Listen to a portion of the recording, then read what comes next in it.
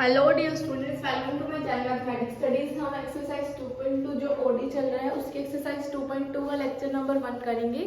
देखो, जैसे हमने लास्ट एक्सरसाइज में क्या किया था, फर्स्ट एग्जांपल की हेल्प से ही हमने कंसेप्ट को सीखा था। सिमिलर हम यहाँ पे भी क्या करेंगे, एग्जाम्पल की हेल्प से ही वर्किंग रूल उसके बाद रीड करेंगे। तो जैसे हमारे पिछले एक्सरसाइज में जो क्वेश्चन होते थे, नॉर्मल इक्वेशन होती थी, यहाँ पे जो हमारी इक्वेशन होगी एक वाई दिया होगा अलग से, और जब हमारे इस तरीके से वाई सेपरेट होता हो तो हम वहाँ पे किस तरीके का कंसेप्ट लगाएंगे एक्सरसाइज 2.2 का। ठीक है, तो एक बार ध्यान से सुनिए हम क्या करना होगा इस टाइप के क्वेश्चन में। हमें यहाँ पे क्या करेंगे, हम कुछ ना कुछ सोल्व करके पी की वैल्यू निकाल लेंगे और इसमें पुट करेंगे। क्या निकालना है? पी की वैल्यू। ठीक है, अब स्टेप 1 क्या होगा हमारे इसके अंदर, हम इस इक्वेशन का एक्स के रिस्पेक्ट में क्या करेंगे, डेरिवेटिव। ठीक है, एक्स के रिस्पेक्ट में डेरिवेटिव करेंगे। सॉल्व करने के बाद हमारा कुछ इक्वेशन आएगी। जब हमारी इक्वेशन आएगी तो हम उसको जीरो के इक्वल लिखेंगे। जीरो के बाद लिखने के बाद हम क्या करेंगे, वहां से इंटीग्रेशन वगैरह करके पी की वैल्यू निकालेंगे और फिर हमारा क्या आ जाएगा, पी, और हम इसमें पुट कर देंगे। थोड़ा मोटा मोटा समझ आया। अब हम इसको अच्छे से डिटेल में कैसे करेंगे वो हम क्वेश्चन में देखेंगे। देखो क्या है, सबसे हमारा जो स्टेप 1 है, हम क्या करेंगे, इसका एक्स के रिस्पेक्ट में डेरिवेटिव। तो लिखेंगे taking derivative with respect to x both side. तो यहाँ पे y का हो जाएगा dy by d x equal to 2p, x का हो जाएगा 1 प्लस 2x, p का हमारा क्या हो जाएगा dp अपॉन dx, प्लस इसका करते हैं फर्स्ट फंक्शन का डेरिवेटिव 4p की power 3 dp upon dx into x square plus x square का 2x हो जाएगा और इंटू में p की पावर 4 हो जाएगा। ठीक है, अब देखो यहाँ पे हमारा क्या हो गया, ये वाली इक्वेशन, ठीक है, देखो हमारी इक्वेशन आ गई 2p plus 2x dp upon dx। अब देखो यहाँ पे हमारी इक्वेशन जब हम लेंगे तो यहाँ से क्या कॉमन आ रहा है, 2x और p की क्यूब।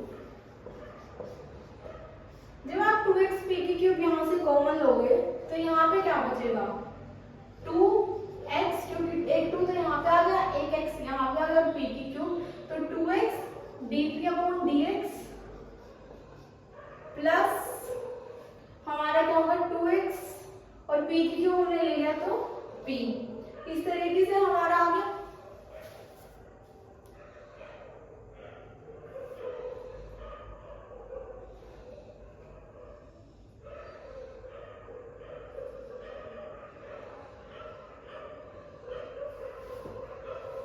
ठीक है, तो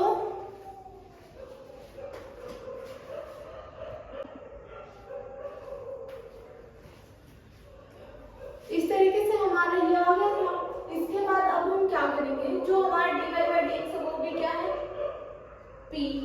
अगर हम इसकी को इधर ले आएंगे तो 2p माइनस p कितना हो जाएगा, p।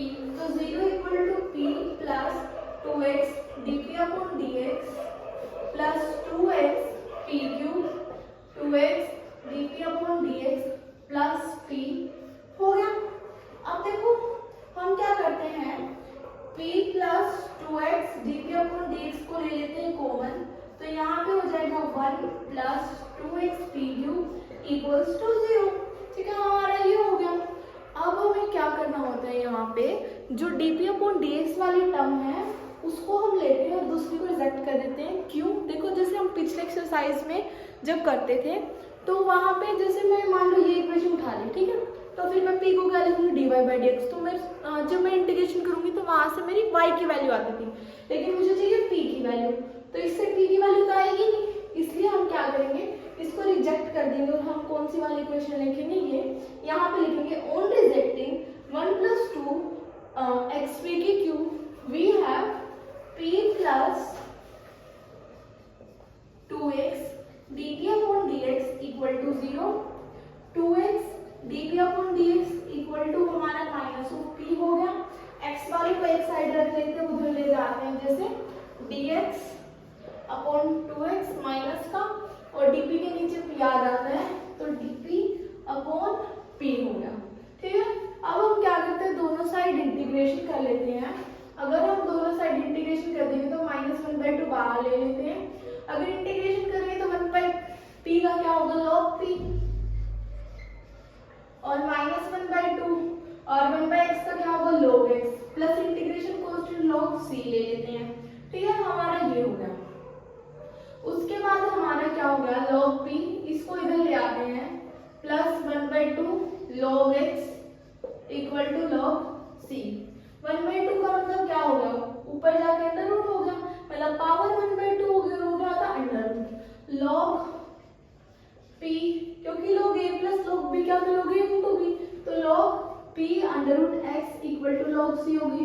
अगर दोनों साइड एक्सपोनेंशियल ले ले तो p root x equal to c हो गया, और p की वैल्यू आ गई c upon under root x। ठीक है, तो हमें p निकालना था, p हमारा निकल गया। अब हम क्या करेंगे, इस वाली इक्वेशन में p की वैल्यू पुट कर देंगे। On putting the value of p in equation 1 we have y equals to 2, p की वैल्यू हमारी क्या है, c upon under root x into x plus p की पावर 4, c की power 4 upon under root x की power 4, या फिर हम कह सकते हैं 1/2 और पावर 4 इंटू एक्स स्क्वायर। यहाँ पे जब आप कैंसिल करोगे तो स्क्वायर ही बन जाएगा, ये इससे कैंसिल हो जाएगा। ये अगर अंडर रूट, ये पावर है हाफ और ये पावर है फुल, ये कैंसिल होगी, कितनी बच जाएगी, हाफ, तो 2 रूट एक्स सी प्लस सी की पावर 4 इक्वल टू वाई, और यही हमारा क्या है, इस इक्वेशन का सोल्यूशन है।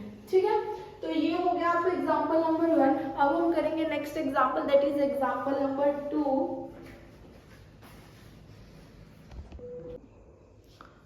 देखो एग्जांपल नंबर 2 क्या है, y equal to minus p x x की पावर 4 पी स्क्वायर। ठीक है, तो ये है आपका एग्जांपल नंबर 2। इसमें भी हम सिमिलर क्या करेंगे, उससे पहले मैंने क्या बोला था कि एग्जाम्पल 1 हमें समझ में आ गया। अब देखो जो आपकी बुक में ये दे रखा वर्किंग रूल करके, ये हम पढ़ रहे हैं। वर्किंग रूल में क्या बोल रखा है, सबसे पहले हम एक्सप्रेस करेंगे गिवन इक्वेशन को y इक्वल्स टू की फॉर्म होनी चाहिए, y इक्वल्स टू की फॉर्म होनी चाहिए x और p की टर्म में, y इक्वल टू और ये फंक्शन x p की टर्म में। तो ये फर्स्ट स्टेप है जो कि आपको क्वेश्चन में दे रखा था, फर्स्ट में भी सेकंड में भी, और मान लो नहीं दे रखा तो हम बना लेंगे। सेकेंड स्टेप क्या बोल रखा है कि डिफरेंशिएट करेंगे x के रिस्पेक्ट में और dy बाई dx को p लिख देंगे, ये हमने कर लिया। फिर हम उस इक्वेशन को सॉल्व करेंगे, वो हमने कर लिया। सॉल्यूशन हमें उस इक्वेशन का करना है जिसमें x p c, मतलब हम उसका सॉल्यूशन करेंगे dp अपॉन dx जिसमें हो, और फिर उसका इंटीग्रेशन कर देंगे तो एक इंटीग्रेटिंग कांस्टेंट c भी आ जाएगा। मतलब सोल्व करने के बाद जो इक्वेशन का सॉल्यूशन है वो किस में होना चाहिए, x p और c की फॉर्म में, और फिर जो वहां से p की वैल्यू आएगी वो एलिमिनेट कर देंगे, पुट कर देंगे किसके अंदर, इस वाली इक्वेशन के अंदर। ये बोल रखा वर्किंग रूल में, जो कि हमने एग्जांपल 1 से बहुत अच्छे से समझ लिया। अब हम एग्जांपल 2 को करते हैं सोल्व। कैसी जल्दी लाइन है ये, अभी भी मैं इतनी सीधी तो नहीं लगाऊंगी, फिर भी आई ट्राई। हाँ, दिस इज क्वाइट नाइस। अब देखो एग्जांपल नंबर 2 हमारा क्या कहता है, y equal to minus p x plus x की पावर 4 पी स्क्वायर।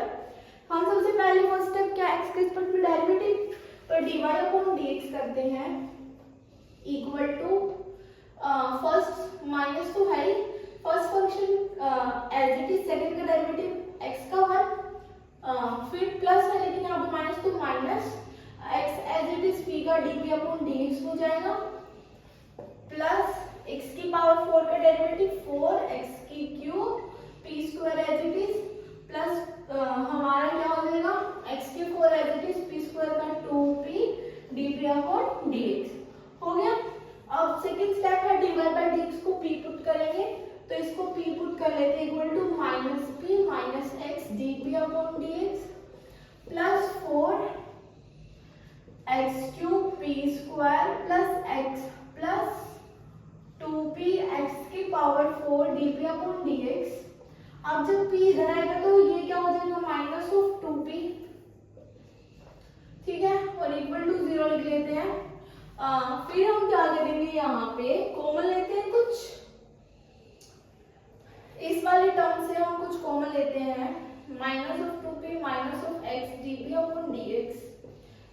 इस वाले टर्म से हम क्या कॉमन लेंगे, इस वाले टर्म से हम कॉमन लेंगे 2p(x⁻3), ठीक है। तो हमने 2p(x⁻3) कॉमन लिया, तो यहाँ पे बचा 2p और या बस फिर प्लस, फिर यहाँ पे क्या बचा 2p(x⁻3), तो x dp/dx और इक्वल्स टू 0, ठीक है।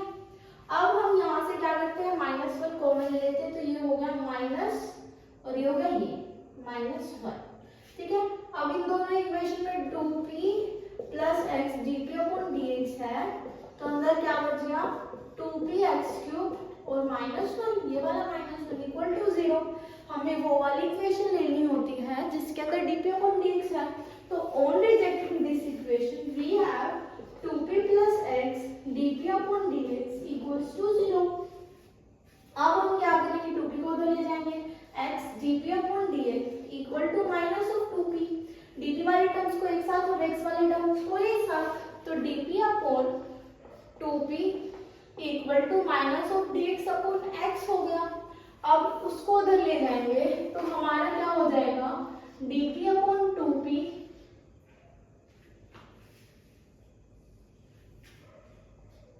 इसको इधर dx/x इक्वल टू 0। अब हम क्या करेंगे, दोनों साइड इंटीग्रेशन, जब हम इंटीग्रेशन करेंगे तो क्या आएगा 1/2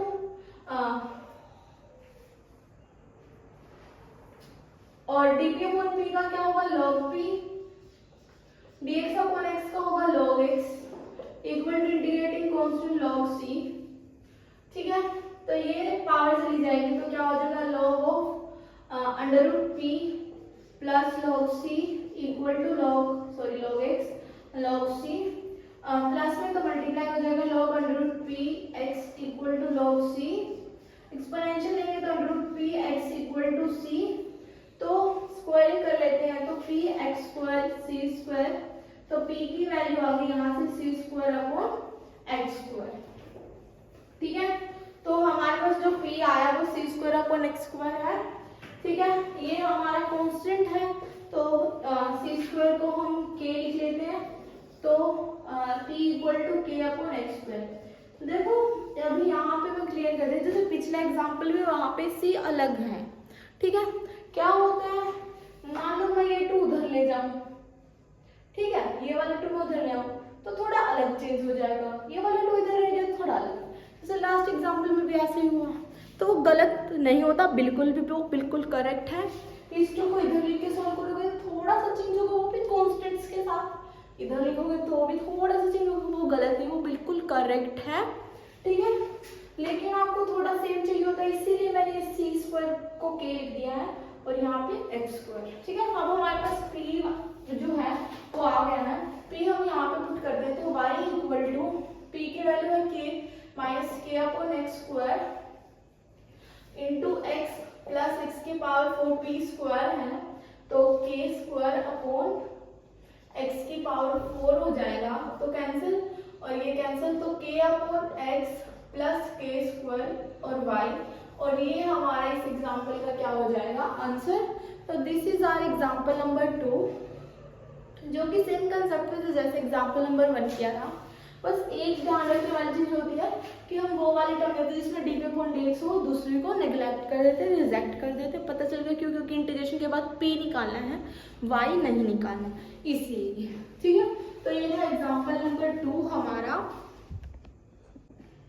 देखो एग्जाम्पल नंबर 3 क्या कहता है कि y equal to 3x plus log p, फिर से y इक्वल टू दे रखा है, तो हमारा 2.2 का ही कंसेप्ट लगेगा, और जिसके अंदर हमें क्या पता है कि हम इस x के रिस्पेक्ट में डेरिवेटिव करेंगे, वो होगा हमारा फर्स्ट स्टेप, तो dy/dx हो गया, और 3x का क्या हो जाएगा जब x के रिस्पेक्ट में करेंगे 3 प्लस log p का 1/p dp/dx, ठीक है। dy/dx की वैल्यू पुट करते हैं सेकंड स्टेप में p प्लस 3 1/p dp/dx, ठीक है। अब हमारे यहाँ पे एक ही टर्म बन रही है dp/dx की, तो हम क्या करते हैं, p वाले टर्म को एक साथ और x वाले टर्म को एक साथ कर लेते हैं, तो p माइनस 3 इधर हो जाएगा equal to 1/p dp/dx, p को भी उधर लेके जाते हैं, तो p into minus three equal to d p upon d x, d x को अलग और डी पी की टर्म को अलग और डी पी की और पी की टर्म को अलग और एक्स की टर्म को अलग लिख लेते हैं, तो डी एक्स इधर आ गया और डी पी अपॉन हो गया p into p minus three. ठीक है, तो d x equal to 1/p into p minus three d p होगा। ठीक है, अब बात आई, ये आ गई हमारी टर्म। अब इसका इंटीग्रेशन करे तो करे कैसे? तो हमने इंटीग्रेशन पढ़ रखा है, याद नहीं होगा, तो हम इंटीग्रेशन को सॉल्व कैसे करेंगे इस वाले को? तो हम इस इंटीग्रेशन को सॉल्व करना भूल गए हैं, लेकिन हमें याद आ जाएगा, जो कि बहुत इजी होता था। देखो ये वाली टर्म को मैं सॉल्व करना बताती हूँ, 1/p into p minus three. ठीक है, ये है इक्वल टू, हम क्या करते थे, a अपॉन एक टर्म प्लस b अपॉन दूसरी टर्म। ठीक है, ये हो गया। हम इस वाले टर्म की वैल्यू निकाल रहे हैं, ठीक है, जो कि हम यहाँ पे इजीली पुट कर सके ताकि हमारा इंटीग्रेशन इजीली हो जाए। तो हम इसको ऐसे लिख सकते हैं, a upon p plus b upon p minus three. अब मुझे a और b की वैल्यू निकालनी है, वो यहाँ पे पुट कर देंगे, तो हमारा इंटीग्रेशन बिल्कुल इजी हो जाएगा। अब देख लो, अब ये इक्वेशन है, हम क्या करेंगे, पूरी इक्वेशन में p into p minus three से मल्टीप्लाई कर देंगे। जो यहाँ है, या तो ये बोल दो कि उसको उधर लेके चले, या फिर उधर पूरी इक्वेशन में ऐसे मल्टीप्लाई कर दिया, तो यहाँ पे बचा p into 1 equal to a, और जब इसकी multiply p into p minus three से होगी तो p से p कैंसिल हो जाएगा, यहाँ पे बचेगा p माइनस थ्री, और यहाँ पे सिर्फ बचेगा, क्योंकि p माइनस थ्री से p माइनस थ्री कैंसिल हो जाएगा, यहाँ पे बचेगा p। तो 1 equal to ap minus of 3a plus bp। देखो p वाली टर्म को कर लेते हैं एक साथ और कांस्टेंट को रहने देते हैं एक साथ, a प्लस b और इंटू पी माइनस ऑफ 3।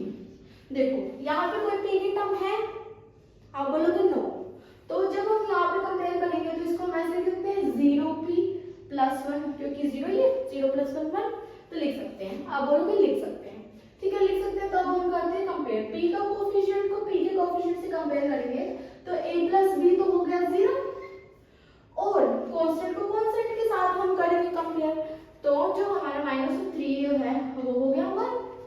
ठीक है, तो a हो गया हमारा -1/3, और b की वैल्यू यहाँ से क्या गई, माइनस है, a यहाँ पे पुट करेंगे तो माइनस माइनस प्लस, तो b हो जाएगा 1/3।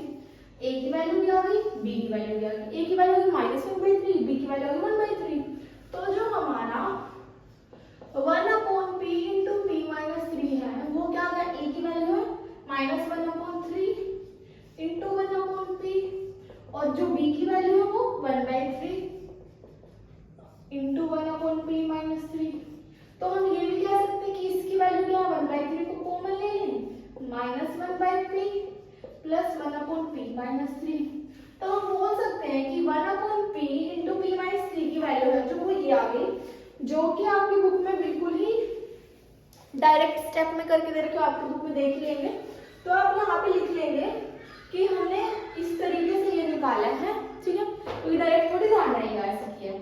तो हमारी जो ये वैल्यू है वो ये हो गई, तो हम इसकी जगह यहाँ पे क्या लिखेंगे, dx equal to next step में 1/3 common 1/p minus three minus 1/p और dp। ठीक है, ये हो गया। तो हम रब कर लेते हैं इसको,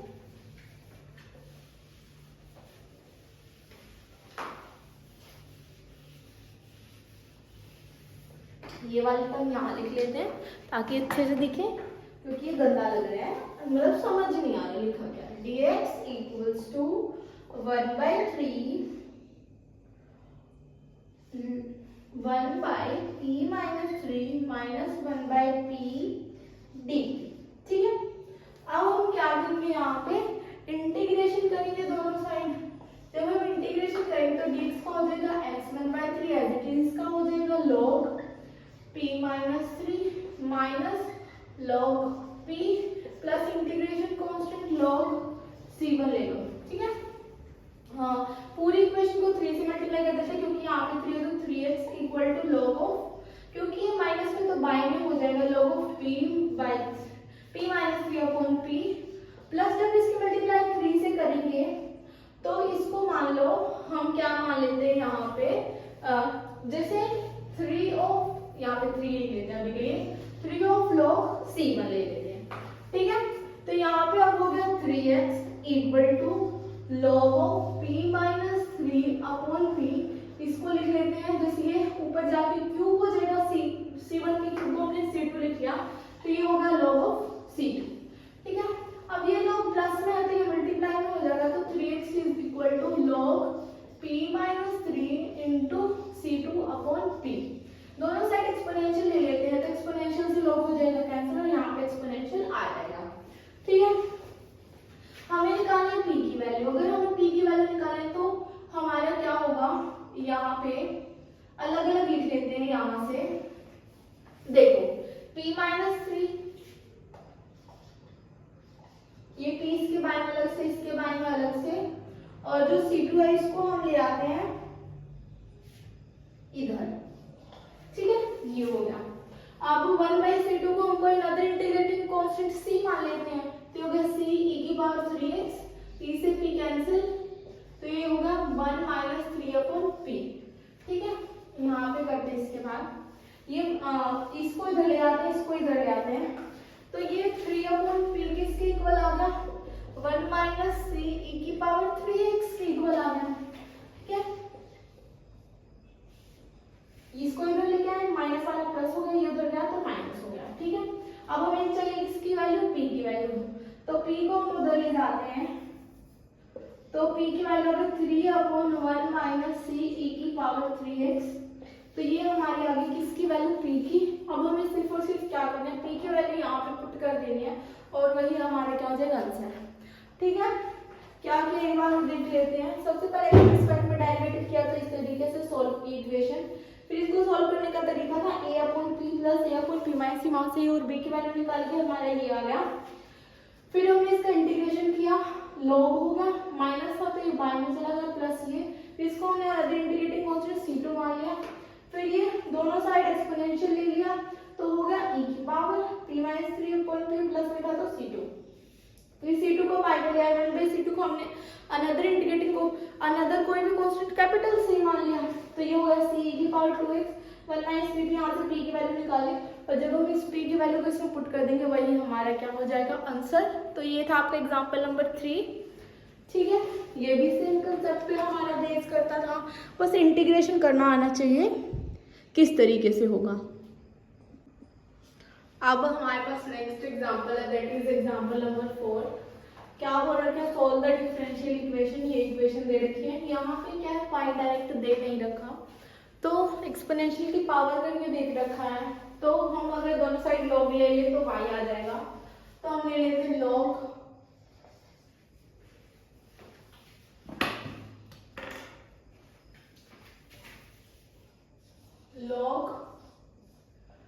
p की पावर 3 प्लस p, और लॉग एक्सपोनेंशियल से कैंसिल हो जाता है y, इसको हम लिख सकते हैं log p into p square plus 1 equal to y। अगर हमारा log a plus log b होता तो log a इंटू b लिख देते हैं, तो log a इंटू b को log a प्लस b भी लिख सकते हैं, तो इसको हम लिख सकते हैं log of p plus log of p square plus 1, और ये किसके इक्वल है, y के इक्वल। तो हमें ये पहले हमेशा गिवन होता था, अब की बार हमने ये खुद से फॉर्म किया इस वाले क्वेश्चन के अंदर, ठीक है। तो ये हो गया हमारा। अब हम क्या करेंगे, फर्स्ट स्टेप x के रिस्पेक्ट में डेरिवेटिव, तो dy अपॉन dx हो जाएगा, इसका log p का 1/p और p का फिर dp अपॉन dx, प्लस इसका बनेगा 1/p स्क्वायर प्लस 1, और इसका डायरेक्ट 2p और फिर p का dp अपॉन dx हो गया, ठीक है। p वाली टर्म को एक साथ कर लेते हैं। अच्छा, dy बाई dx भी हमारा क्या है, p है, ठीक है। तो हम क्या करते हैं, यहाँ पे जो p है dy बाई dx को p पुट कर दिया, ठीक है। अब हम क्या करेंगे, x वाली टर्म को एक साथ कर लेंगे और p वाली टर्म को एक साथ कर लेंगे। उससे पहले हम क्या करते हैं, पूरी इक्वेशन को p से डिवाइड करते हैं, तो जब हम p से डिवाइड करेंगे यहाँ पे भी और यहाँ पे भी, तो ये हो जाएगा कैंसिल, तो ये बच गया सिर्फ और सिर्फ यहाँ पे 2, यहाँ पे p स्क्वायर और यहाँ पे हो गया 1, ठीक है। इस तरीके से हो गया। अब dx इसमें से और इसमें से कॉमन लेके इधर ले आते हैं, और dt उधर से कॉमन ले लेते हैं, हो जाएगा 1/p स्क्वायर 1 2, ये सोचो यहाँ पे बनी है, यहाँ से dp/dx ले लिया कॉमन, ठीक है, इस तरीके से कर लिया। अब जो ये dx है उसको इधर ले आए, तो ये हो गया dx इक्वल टू ये, ठीक। अब हम क्या करेंगे, दोनों साइड इंटीग्रेशन ले लेंगे। जब हम दोनों साइड इंटीग्रेशन करेंगे तो dx का हो जाएगा x, और 1/p² का होगा minus of 1/p plus 2 1/p² plus में tangent inverse p, tangent inverse p plus में इंटीग्रेटिंग कांस्टेंट c1 मान लो, तो हमारे पास ये हो गई x की वैल्यू। अब हमें क्या करना होता था, इस इक्वेशन से p की वैल्यू निकालनी होती थी और उस इक्वेशन में पुट करनी होती थी, जैसे ये वाली इक्वेशन इसमें। बट यहाँ पे हमारा क्या डायरेक्ट p आ नहीं सकता क्योंकि टेंजेंट इनवर्स है हमारे साथ में, उसके अलग अलग वैल्यू के लिए हमारा p होगा। तो हम अब वैसे डायरेक्ट p नहीं निकाल सकते, तो हम क्या बोलेंगे कि on solving first and second equation we can have our answer, have our solution, क्योंकि यहाँ से p डायरेक्ट निकल नहीं सकता। आपके बुक में भी इस तरीके से ही, क्योंकि निकल नहीं रहा, देखो अकेला p, ठीक। तो हम इन दोनों को सॉल्व करके हमारे रिक्वायर्ड सॉल्यूशन को निकाल सकते हैं। तो ये थी आपकी exercise 2.2। Thank you guys for watching my video. Please do like share and subscribe to my channel. Thank you so much.